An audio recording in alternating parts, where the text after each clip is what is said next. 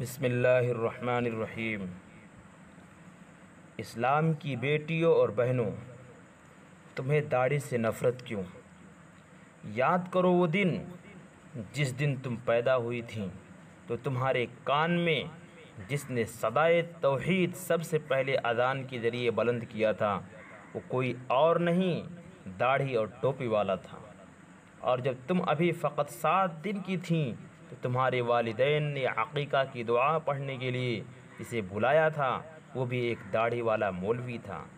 اور کیا وہ دن تمہیں یاد نہیں جب راتوں کو چونک کر تم اٹھ جایا کرتی تھی، جب تمہیں نظر بد لگ جایا کرتی تھی؟ وہ کون تھا جو دعائیں پڑھ پڑھ کر تمہارے نظر بد کو اتارا کرتا تھا؟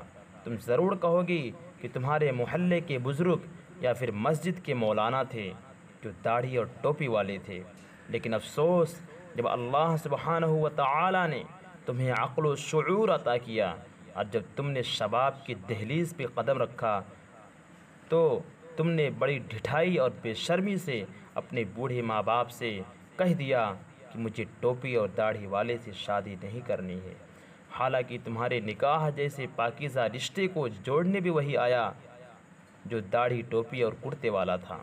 یہی نہیں بلکہ جب تم اس دنیا سے رخصت ہوئیں اور تمہارا جسم سفید کفن میں ملبوس ہو کر آخری رسم ادا کرنے کو جس کے سامنے تھا، وہ بھی کوئی جینس ٹی شرٹ والا نہیں تھا، وہ تمہارا اپنا شوہر نہ تھا، بلکہ اس آخری وقت میں بھی ایک داڑھی اور ٹوپی والا تھا جو تمہارے لیے ہاتھوں کو باندھے ہوئے دعا مانگ رہا تھا، اللہم اغفر، اللہم اغفر، اللہم اغفر۔